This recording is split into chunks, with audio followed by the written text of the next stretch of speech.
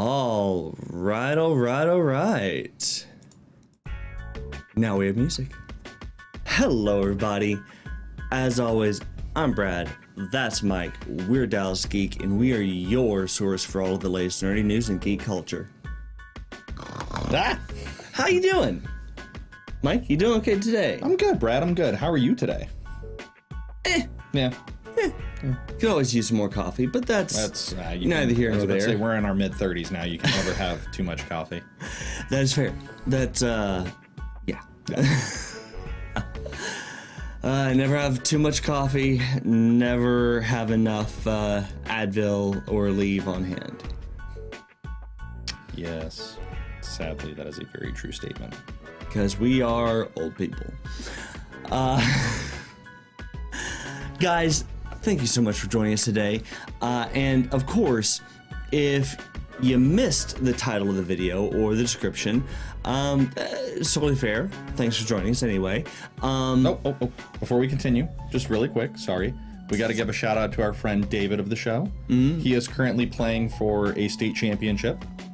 Well, coaching. I was about to say, he's playing? His kids are playing for a state championship. They are in the state semifinals playing down in Waco. They actually just tipped off at 4. So hopefully we get some good news at the end of this episode, and hopefully they play for the championship. If they win today, they should play on, I think, Friday or Saturday. So good luck, David. Well, all right. Good luck.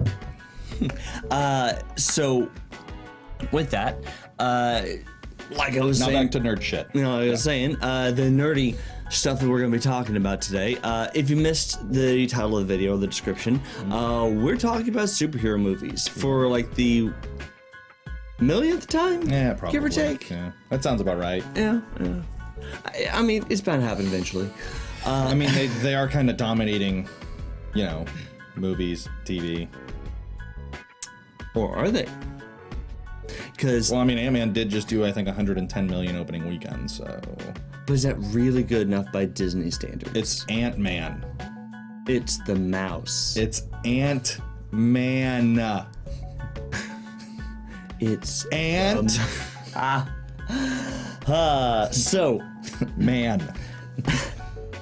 Here is the TLDR in case you haven't been paying attention to TLDR? Entertainment media. What does that mean? Too long didn't read. Yeah. Okay. Sorry, showing my age there with not understanding. Which is funny considering TLDR came from our generation. But that's, you know. Well, I always say I'm a shitty millennial. I should have been born a decade before. Just a decade? At a minimum. Yeah. So the TLDR here, in case you haven't been paying attention to entertainment news outlets as religiously as we do, which, I mean, who does? But we do have a problem. There's been a lot of talk lately about the current state of superhero entertainment, specifically superhero movies and TV shows, and whether or not, after as long as we've had the MCU and after 15 years, we are in year 15 currently. And after as many times as DC has attempted to make their movies a thing, going for round 2 in 2025. I think this is number 5 for a shared universe. For an attempt at DC to be a something to compete against Marvel. Well, Marvel's only been around for 15 years in the MCU form. Yeah. But they were still kind of already leading the pack before the MCU became a thing. That's fair. Because, I mean, remember, the first modern superhero film was what again? Superman. Modern. Not classic. That's fair. Modern superhero film was... Blade. In 2000. X-Men. There you go. That's Marvel. And they belong to... Fox. Yeah. That's not DC, that's Marvel. I know. They've been around for longer than 15 years. That's fair. Marvel has been leading the pack for That's fair. 23.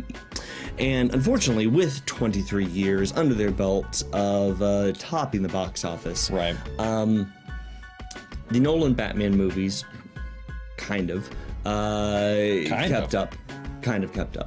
I think The Dark Knight set the bar.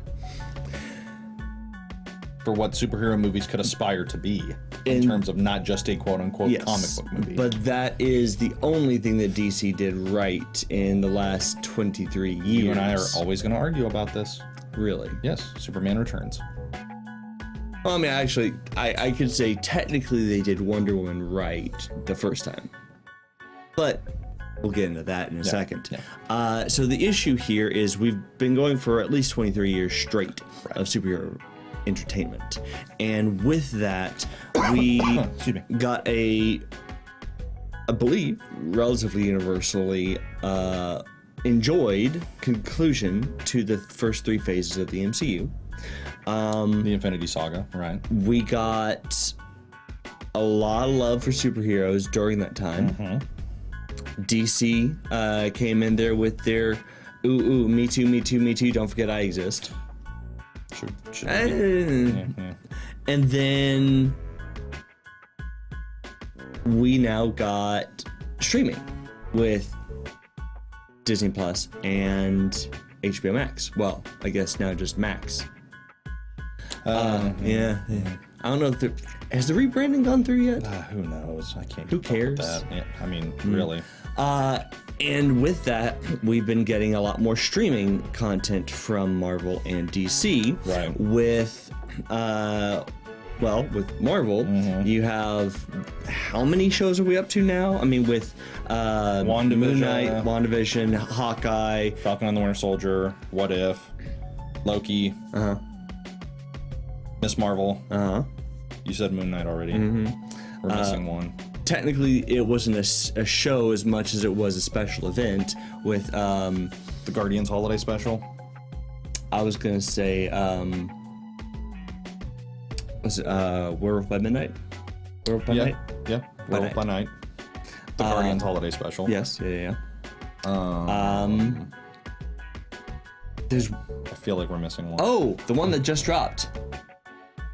Which one did just drop? Animated. It was it was the one that you and I were literally talking about when it was first announced, going, that looks freaking awesome. What is it? Devil Dinosaur and Moon Girl? There it is, yes. Yeah. Devil Dinosaur and Moon Girl. Yeah. Or Moon Girl, Devil Dinosaur, Yeah. Which I haven't been able to watch yet, but everything I've been hearing about that already is saying that it sounds batshit and amazing. Yeah. Don't forget, we also have X-Men 97 coming. And then over on the DC side, we've had Titans. Can I do this? Is that okay? Sure. Just don't verbalize it. Okay. And don't get all over. Yep. Help you with that. And then, of course, I mean, they did attempt a few other things. They brought Young Justice back at least, which was nice for a time. Yep. And then, of course, the one good thing that DC streaming has done across the board, Doom Patrol. Yeah. The best thing they've done for sure. Don't forget TV side, they had the Arrowverse, which was going strong for quite a while. And the Arrowverse, let's not forget, did redefine superhero media for TV in a way that Marvel hadn't been able to successfully accomplish with their Agents of S.H.I.E.L.D. or it was really just Agents of S.H.I.E.L.D. They tried Agent Carter, but that was killed for other reasons. God, it was so good, though. Oh no, it was. But so I mean, petty infighting within Disney was its own thing. Shocker. East Coast, West Coast, you know. Shocker. The age-old dispute. Yeah, it's like the 90s all over again with the East Coast and West Coast rap feud. But we're doing it Disney style now. And old white men, yes. Yeah. So we've had so much superhero entertainment, and in that time, the one question that keeps coming back up is enough? Have we gotten enough superhero entertainment to call it quits? Or more importantly, have we gotten to a point now where superhero entertainment has hit a wall and either can no longer really be called creative by general audience standards. Sure. Or, and the more likely scenario that you and I have been talking about already, have we gotten to the point now with complicated, convoluted backstories and so much required viewing that we are now at the point where live action superhero entertainment finally fully mimics the comic sources of these superheroes, where we have now gotten so niche with the characters and the stories that it's no longer attainable to the casual viewer, that only the committed viewers that have been around since the beginning or who have been willing to binge everything are going to be able to keep up. Either way, not great for the casual viewer. Yeah, but I think, you know, when you set out to make a shared universe, right? Like, which was Marvel's plan from day one, was we want to grow and we want to build a universe from the ground up where, you know, we spin off into other mediums from just movies, you know, and you tackle other forms of storytelling. I think to the casual viewer, I think burnout or fatigue or whatever you want to call it is to be expected, right? Like, I think you're going to hit a certain point, no matter what it is, where people that just kind of view it casually are just kind of like, Yeah. Like, no matter what you do. I mean, I can, like, we can go back and look at TV throughout the years, and you can see, you know, like TV shows that have tried it, like the like we were talking about the other day with NCIS. And everybody forgets that was a spin-off of JAG, and then there was 4 NCISs, and then they would do crossovers, but you didn't have to watch all of them to get the crossover and everything like that. But, you know, were they expecting every audience to watch all 4 NCISs week to week and then go into this and then go into that? Yeah. Not really. Well, I think it would be smart to not expect your audience to do that. Now, I think Marvel was smart in thinking that, you know what, like, these are stories that anybody can get into, that anybody can relate to, that anybody can watch and enjoy. Sure, people are going to drop in and drop out. That's bound to happen with how much content we're putting out. But if we continue to put content out at a high level, in terms of quality, then I think we're going to be fine, and I think the audience will still be there. And that's part of where we really need to address the elephant in the room here, which is the pace. How the hell did we fit an elephant in this room? Magic. Jesus. Huh. Movie magic. Yeah. Anyway. YouTube magic. There you go. So let's... What, even without Suzanne? Susan? Yes. Even without Susan Wojcicki. Yes. But... No, I think this is where we really have to address the elephant in the room, which is the pace at which new media is getting put out. Yeah. Because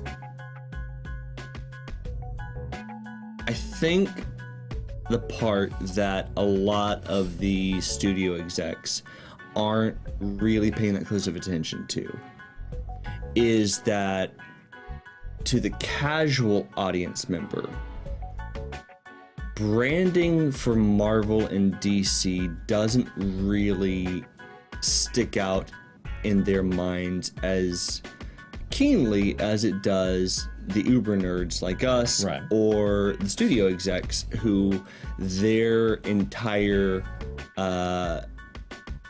paycheck and stock options is based on how well they're able to brand them, their franchises. Right. To the casual viewer, superheroes are superheroes. It doesn't matter if they're Marvel or DC. It doesn't matter if they're funny or serious. A superhero movie is a superhero movie is a superhero movie. So even if, say, you only get one DC movie this year, and you only personally care about DC movies because you like Batman, so it's only Batman or the movies that connect to Batman that you care about. Right. you can still look out there and go, okay, well, there are many other superhero movies that have come out this year, this many shows. Man, superheroes are just so oversaturated right now. And that becomes the problem when, for the casual viewers who branding is not as important as the higher level superhero genre, there really isn't going to be a way to avoid that perception of burnout for those people. And even the casual viewers who are committed to a specific brand, where, you know, they are a Marvel stan or they are a DC stan, and they care about that stuff. They pay attention to it. They understand the difference between, you know, if Marvel puts out X number of things a year, DC puts out X number of things a year, then they don't pay attention to the DC stuff. They only pay attention to Marvel. Sure. So it's not as oversaturated in their opinion. You still run into the issue of, with the connected universe, the perception of required viewing, which is not necessarily accurate, because while you get Easter eggs and references,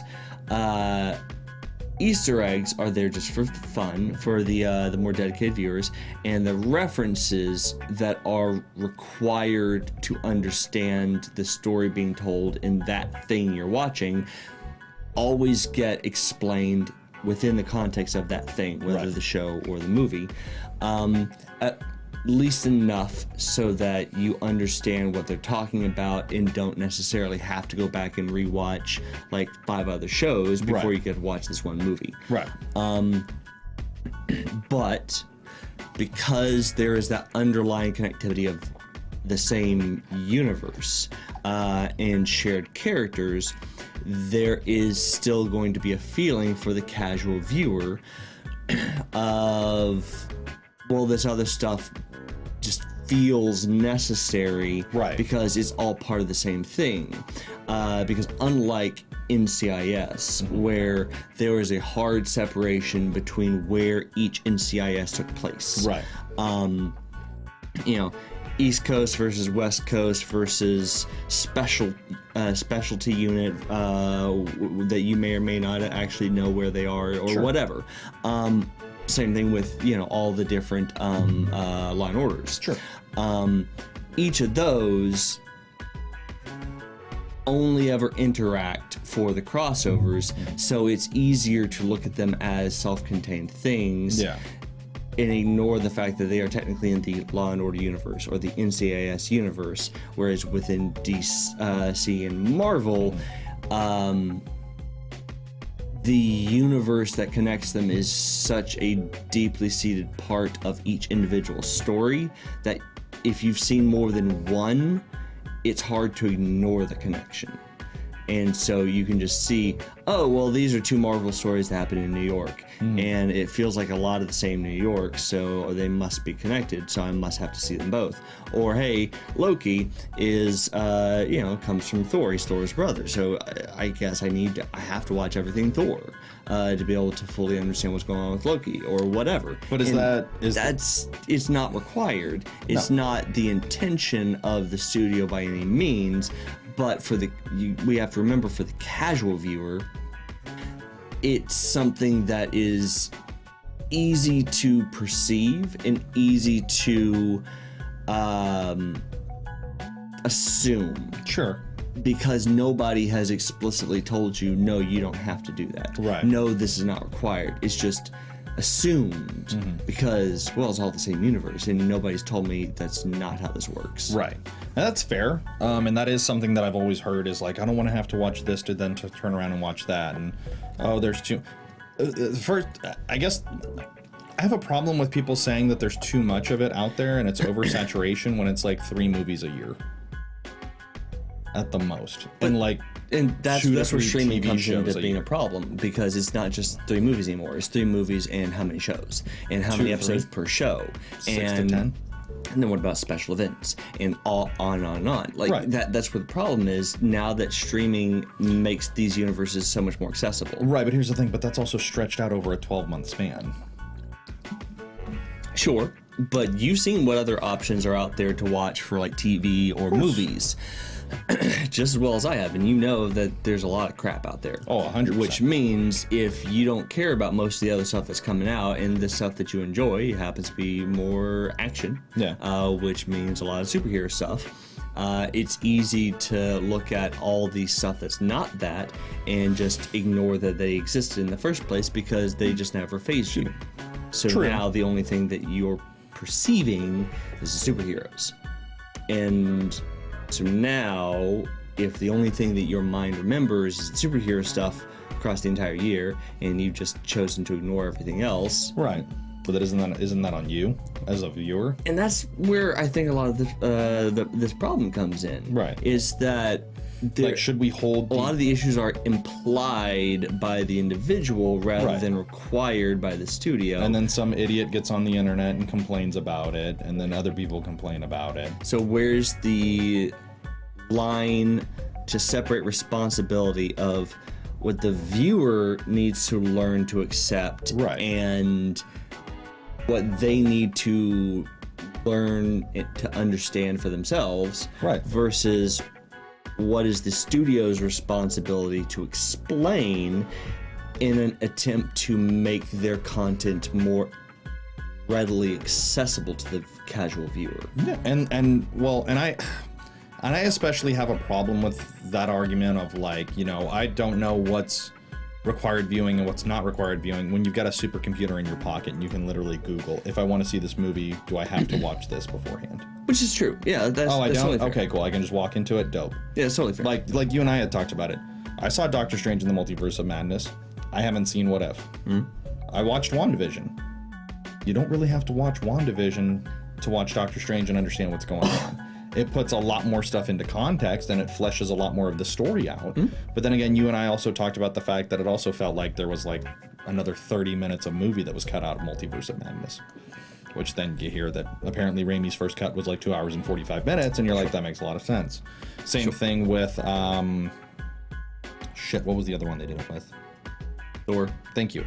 Yeah, Love and Thunder. Love and Thunder felt like there was an entire another movie that was left out of the movie because of how little we saw Gore the God Butcher and how much, like, his story and his building up to, like, you get the introduction of him as a character in the beginning and why he hates the gods. But you also feel like they left a lot of it out, like in terms of him going around and killing a lot of the gods and what like that was doing to him mentally and psychologically and all of that. But there was nothing that was required viewing walking in. I didn't have to watch Loki because Loki was existing all on its own over here. Yep. But I could have picked up my phone. Do I need to watch Loki to watch Thor: Love and Thunder? Yeah. No, they're completely unrelated. Cool, I can just go to the movies then. Do I need to watch WandaVision and What If to watch Multiverse of Madness? Put some more stuff into context, but not really. Cool, I can just go to the movies. And that's where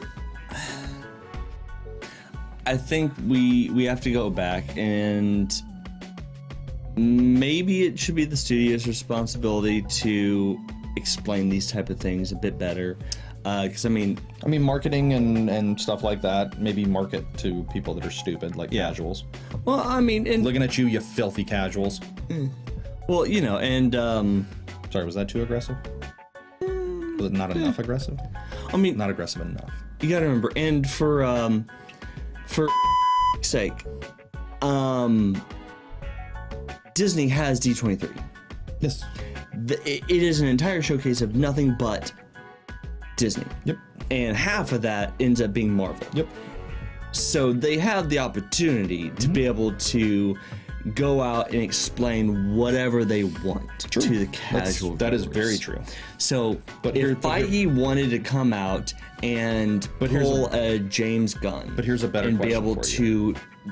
And I will give James Gunn credit on this one. If Feige wanted to come out and do what James Gunn did to say, okay, here's our upcoming slate of movies.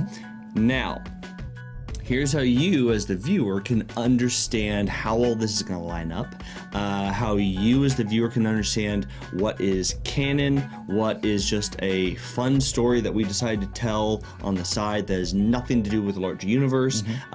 Here is what how you can tell what you need to see for connecting to this movie or this movie. Like, Yeah.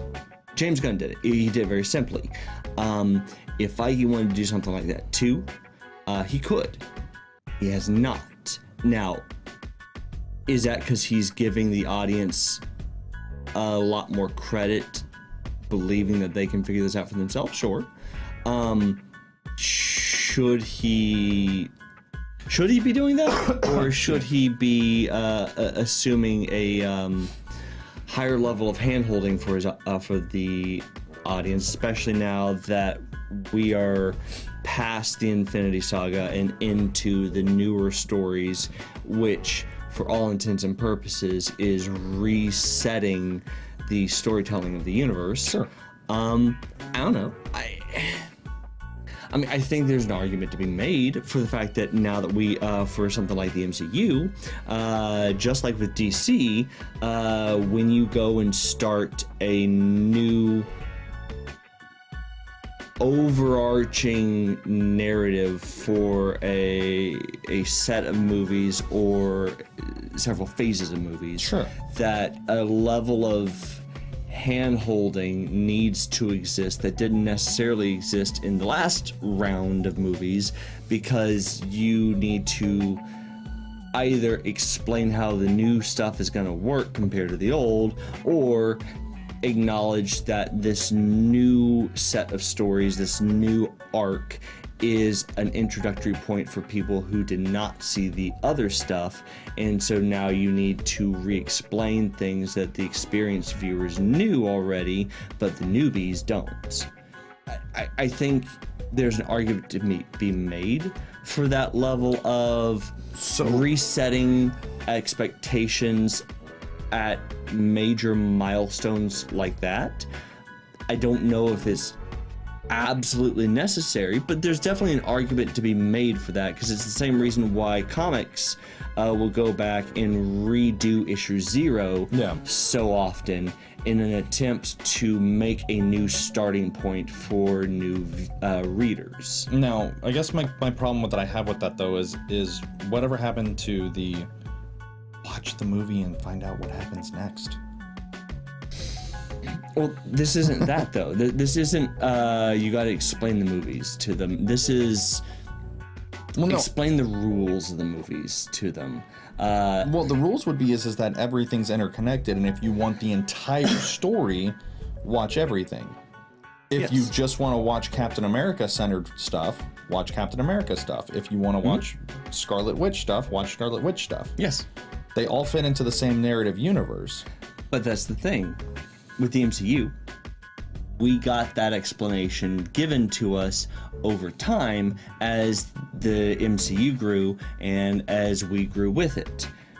Right. Now, we are at a point 15 years in where there is an entire generation that missed the beginning of the MCU, and not every one of those younger audience members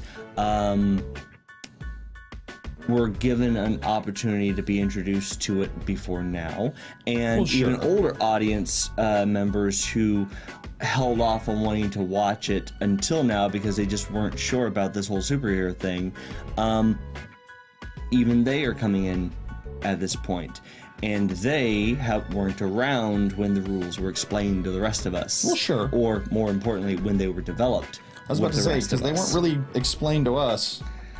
No, but we just got the teaser at the end of the first Iron Man with Sam Jackson showing up as Nick Fury and just being like, wait, what are they doing? But that is the rules being explained to us at the very beginning.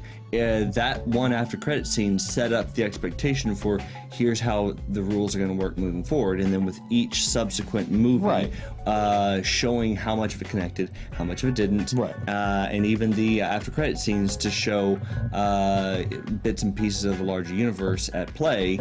All of that built the rules for us. Of course. if you're coming in and you haven't seen the others, or you just didn't really watch all of the previous movies, you don't know the rules necessarily. So could it help to have somebody like Feige pull a James Gunn and try to re-explain the rules to the newbies at the beginning of Phase 4, which obviously is too late now, but would that have helped?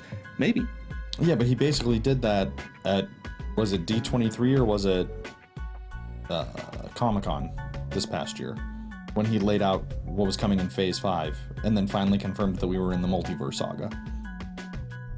I think it was That's not really Comic-Con. explaining the rules so much as telling what the story is going to be. Explaining the rules would be something more akin to like what you said. Do we then have to do this for every time we start a new phase? No. So 3 phase arcs for one story arc. Right. Every 3 phases. So at that point, in this case, it's explain the rules once every 15 years. I don't think that's too terribly much to ask. Are the rules changing? No, but you have new people that get introduced to the movies that didn't know the rules all the time. If you get introduced to the movies in between, in the middle of a phase, it's on you to ask somebody to figure it out. If it's the start of a new phase that's intended to act like a comic book issue 0, then if that's how we want to compare it, then let's use issue 0 rules. Issue 0 rules for comics have been very simple. You don't necessarily have to restart the story with the character's origins, but you at least need to level set expectations with how the story works by giving a relatively simple introduction to the characters at play and the story that you're setting up, in a way that somebody that has 0 previous context can understand. Well, sure. And I think that's... So if we're going to treat the beginning of the story arc, in this case the multiverse arc, as an issue 0, then let's play by the same rules. I think that's where part of the issue has come up, is that we keep talking about these movies being like comic books, but then one of the most basic rules of comic books to create introduction points for new people, we're not abiding by. And it doesn't take much. It doesn't even have to be in the movie. Like I say, it could be at D23 with Kevin Feige just recapping the rules for everybody, saying, hey, we're going to do a new story arc for all the new viewers out there. Here's what you need to know about the MCU. X, Y, Z, done. Now, on to the story. But doesn't that also take away from... Because we didn't know what the rules were until we actually saw them unfold in front of us. That's because the rules had never been made like that before. Right, but doesn't that also explain? But doesn't that also take away from the experience of learning and picking it up as you're going? Because we didn't know where everything was going. We knew we were going to the Avengers after the first Iron Man, provided everything was successful. Mm-hmm. And then we got the tease of that at the end of the Hulk. And then we got Iron Man 2, and then we got Thor, and then we got Captain America. And Black Widow was introduced in Iron Man 2. Hawkeye was introduced in Thor. Cool, so we know who our modern Avengers are going to be. We know who our big screen Avengers are going to be. We get the Avengers, and then we get the tease at the end of the first Avengers that it's Thanos. Holy shit, they're doing the Infinity Gauntlet. So we didn't know until 6 movies in. Well, Iron Man 2, Thor, 5 movies in. Sorry. Yeah, but you're still going back and acting as if they could have explained it to us to begin with. They couldn't have, because the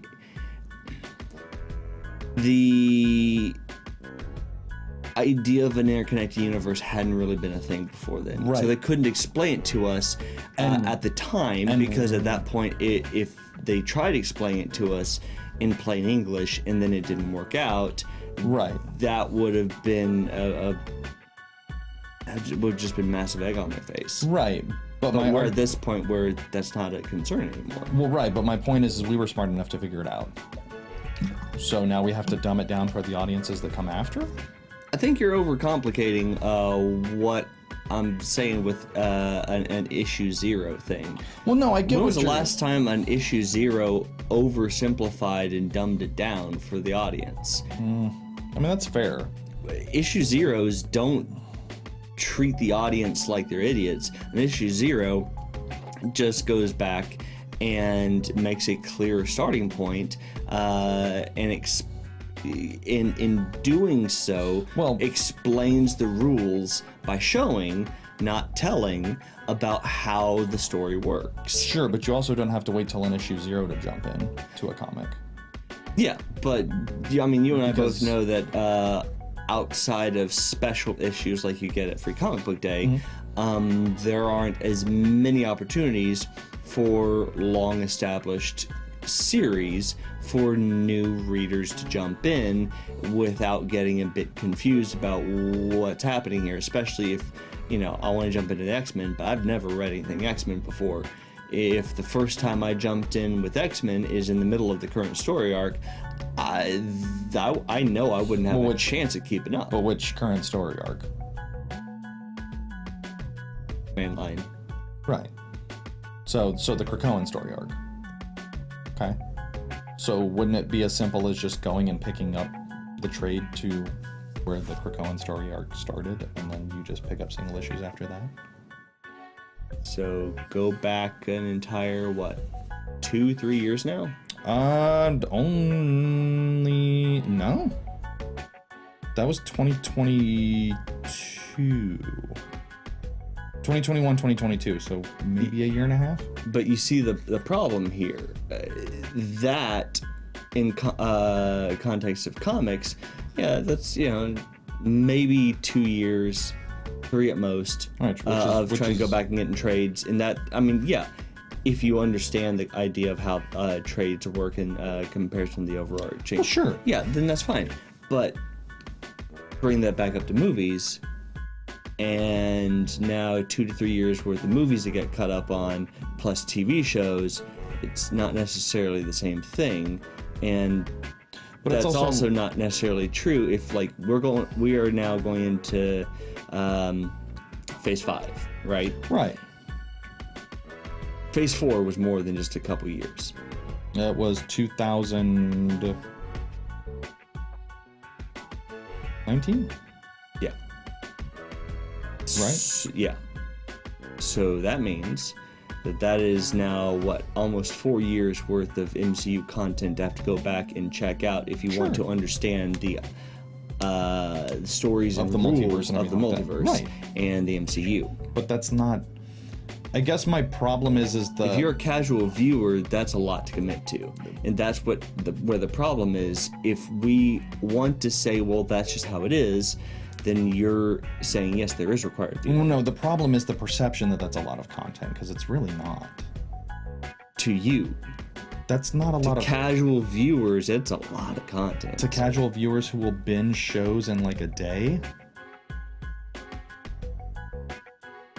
Binge shows?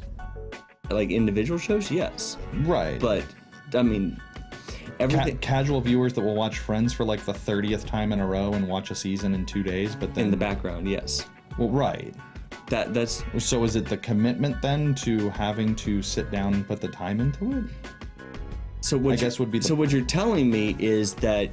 Because it is an investment, right? Like, that's the big thing. The big thing is that it's an investment. It's an investment of your time for your entertainment and all of that stuff. So are you saying that in your mind... the MCU is beyond the introduction for casual viewers? Not at all. I'm saying I think that you're overstating how much content there is to catch up on. I don't think it's a ton of content.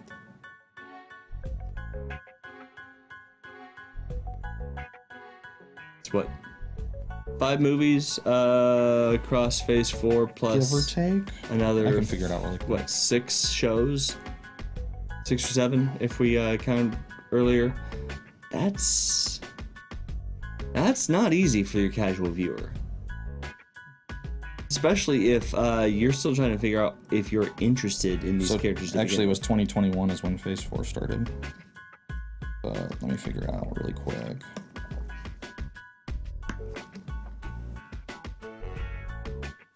Black Widow, Shang-Chi, Spider-Man No Way Home, and The Eternals are your movies. Okay. And Falcon and the Winter Soldier, WandaVision, Loki, What If, and Hawkeye are your shows.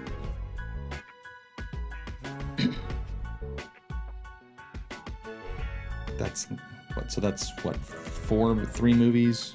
5 shows. 3 movies, and that's 5 just shows. phase 4. Right. Now add in what's been done for phase 5 too. Yeah. As I close it. And now we jump in Moon Knight for phase 5 shows, plus Miss Marvel, plus what else was there? Well, phase 5 is Ant-Man is the start of phase 5.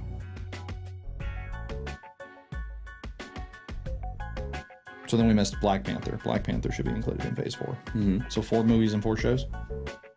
5 shows. 5 shows. Yeah. I mean, 4 movies, 5 shows. If you take it in the context of, oh yeah, watch it over the course of like a year, that's not a lot. I don't even think that's a lot. But if you are somebody that says, oh, I want to try to get into it now, because this new movie's coming out, like Ant-Man, right? The desire is to try to get caught up enough to be able to understand what's happening going into Ant-Man, and that's a very short amount of time to be able to try to get caught up on that much content. I mean, that's fair. And that's where the problem lies, is that if you're trying to get caught up on the content while also trying to understand how the MCU works, that's fair. It's hard. But without somebody like Feige coming out and providing an introductory point for people to say, look, if you want to join in now that we're starting this new phase, whatever, here's the TLDR for what you need to know. Now join us on the story. It's something that simple, and I think that's part of what because not everybody, like I said, is as committed to nerdy entertainment as much as we are. Well, true. And not everybody is going to be as interested in watching so much nerdy entertainment. It's going to be, and that's fair. Especially not back to back. It becomes harder and harder after a point for new people to get in without either the nerdy community creating a community-sourced introduction for people, which, I mean, we very well could, or the studio creates some equivalent of like an introduction packet to be able to say, hey. But don't they have those on Disney Plus, where it talks about like what's going on, kind of, like the upcoming phase and what to expect, but that also once again expects you to go have Disney Plus. Who doesn't have Disney Plus at this point? You'd be surprised. That's where, okay, cool. Well then, what if as you have all these freaking TV promos for each of the new movies that comes out, that go into spoiler territory. Why not make it the norm for like Marvel and DC and anybody else that decides to do these type of ongoing interconnected universes, even if it's not superheroes. Let's even say Star Wars, or let's say Star Trek.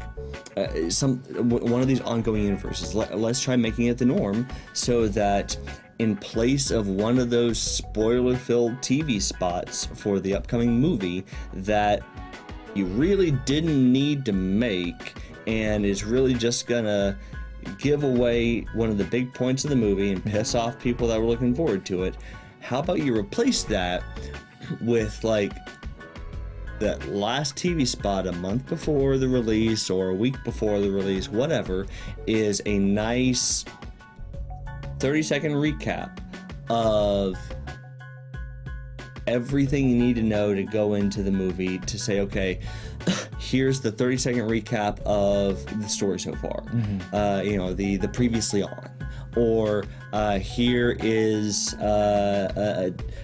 one of the main characters coming in, breaking the fourth wall, and giving you the 30-second rundown on what you've missed out on and what you have to look forward to for, just, hey, new to Star Trek? Cool. I'm Captain Kirk. Let me. And you're watching Disney Channel? Paramount Plus. Paramount Plus. Or I guess forget Captain Kirk. Hi, I am. I'm forgetting it. Strange New World. Best Starfleet captain that's come around since Cisco. Isn't it Christopher Pike? Pike, yes. The original captain of the Enterprise? Yeah. Hi, I'm Christopher Pike, and you're watching Paramount Plus. Sexy, sexy man. You could get it. Anyway. But no, like something like that where they just try to normalize, just that last TV spot as the recap on what new people trying to come into the franchise at this point need to know, whether that is just the explanation of, hey, by giving you the 30-second overview of the story so far, you now understand that this is an interconnected universe. You know what is and is not pertinent to from the previous movies or the previous franchise overall to understand this thing. And if you really want to go back and watch what happened before, now you see the highlights, hopefully non-spoiler highlights of what came before, so that you can go and get fully recapped. Otherwise, you have the gist. So yeah, so something like that, a nice 30-second issue 0 equivalent.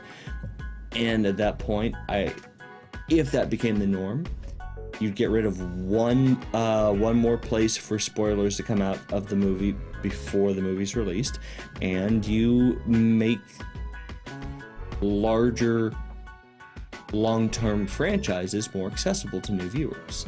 And all it took was a single 30-minute TV spot. 30-second TV spot. Like, that would be enough. You could do it for streaming too, and just put it on the streaming platform as like the franchise trailer. Whenever you go and scroll. Or I guess just run it before the movie, before the credits even start. Yeah, even that. Like, there's a reason why it's done so well as the formula for TV shows. Right. That previously on. And the fact that we have lost the previously on for streaming, because they just expect us to go back and watch it. The fact that we don't have that on movies, even though modern franchise movies realistically require just as much, if not more, than the TV shows. Yeah. That it is such a simple device that TV has already perfected. All we have to do is just bring it over to movies and friggin' use it.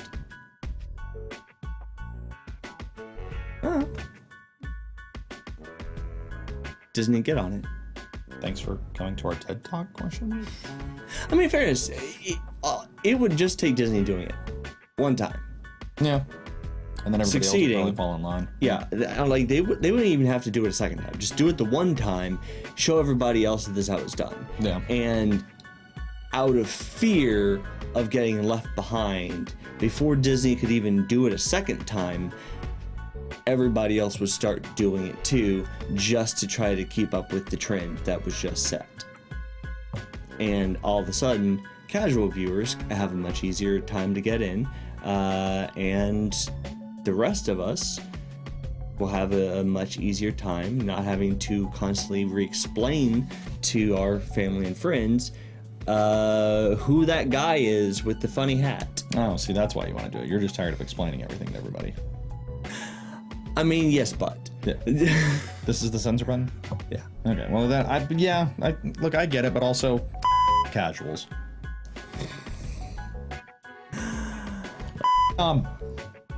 With that, there's a lot that we could still go into, much more that we could dive in for options and the possibilities of, well, is this whose fault is this really?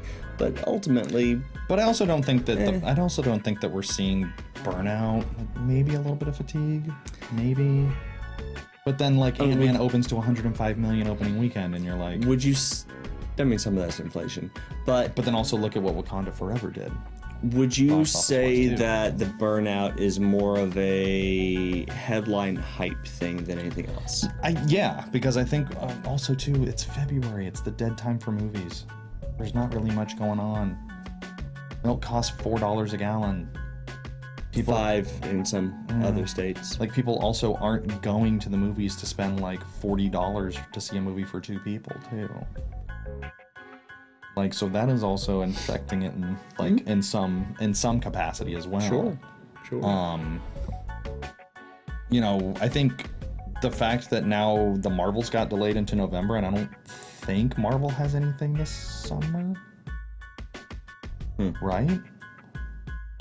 I don't think they do have anything this summer. I don't think so, no. So that's going to be really interesting to see, like, because usually summer, like, especially when prices for stuff are up, like, people aren't usually going on vacation and stuff. They'll go to the movies, like, during, like, May, June, July, that kind of stuff.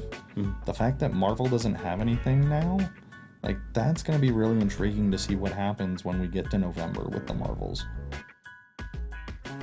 Like, that, you know, and maybe it could be something where Disney was like, hey, you know what, like, pump the brakes a little bit, because we do have a couple of more Disney Plus series coming out this year.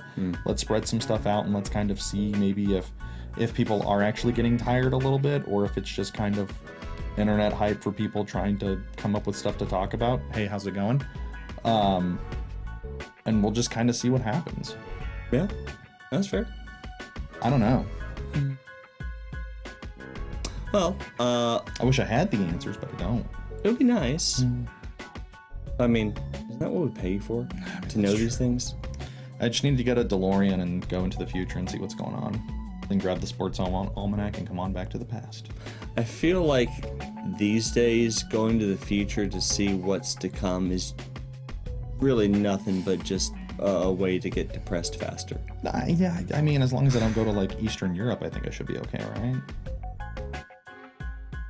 I mean, you've seen the news here too, right? Unfortunately. Don't think it's going to make much of a difference. Touche. I mean, Russia's going to bomb us all eventually. I mean... Yeah, they don't have planes that can make it this far. Thought they'll keep it together. I mean, yeah, but apparently China's just sending balloons, so I guess anything can make it over here. With that, now that we've gone into the political territory, guys, thank you so much for joining us today. We absolutely appreciate your time and are glad you could make it to the end. If you made it to the end, good job. Shit, we barely did. Yeah. So, obviously, didn't end up hitting our shorter attempt for today, but that's fine. We need to work on that. It's fine. But with that, guys, thank you so much for joining us. As always, if you have not already, please don't forget to like the video and follow us over on Facebook if you prefer to watch us on Facebook. Like the video, subscribe over on YouTube, and hit the notification bell, because, you know, that's how you're able to tell the YouTube that you want more of our stuff and want to know when we post our latest videos, live streams, or whatever odd stuff that we've decided is fun for today. Yeah.